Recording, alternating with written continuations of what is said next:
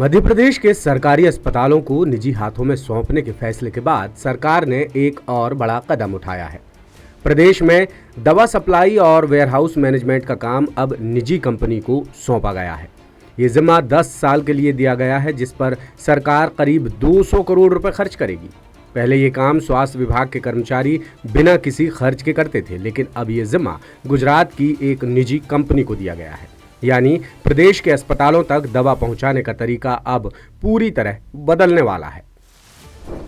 आंकड़ों की नजर से देखें तो प्रदेश में 18 मेडिकल कॉलेज, 55 जिला अस्पताल, 160 सिविल अस्पताल और 350 सामुदायिक स्वास्थ्य केंद्र हैं, जिनमें नई व्यवस्था लागू की जाएगी। अब तक सभी जगहों पर दवाइयां और मेडिकल सामग्री पहुंचाने का काम स्वास्थ्य विभाग खुद करता था। वेयरहाउस मैनेजमेंट भी विभाग के अधिकारी और कर्मचारी ही संभालते थे। इसमें सरकार का कोई अतिरिक्त पैसा खर्च नहीं होता था। नई व्यवस्था पर हर साल 20 से 30 करोड़ रुपए खर्च होंगे। इस तरह अगले 10 साल में सरकार करीब 200 करोड़ रुपए का भुगतान करेगी। क्या ऐसा करके सरकार जनता का पैसा बर्बाद नहीं कर रही है?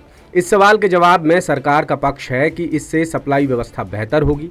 नई व्यवस्था गुजरात मॉडल की तर्ज पर तैयार की गई है। इसके तहत कंपनी को 4 से 6 महीने का बफर स्टॉक बनाए रखना होगा।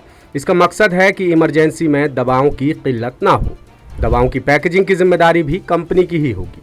स्टॉक का पूरा रिकॉर्ड रखना भी उसी का काम होगा। इसके अलावा दवाओं का सुरक्षित परिवहन और समय पर आपूर्ति भी कंपनी को ही तय करनी होगी।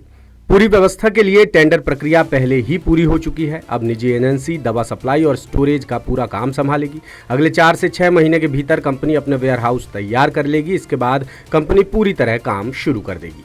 सरकार का दावा है कि नए बदलाव से सप्लाई चेन पहले से ज्यादा पारदर्शी होगी। साथ ही दवाओं की आपूर्ति भी तेज होने की उम्मीद जताई जा रही है। ये बदलाव आपको कैसा लगा, कमेंट करके जरूर बताएं।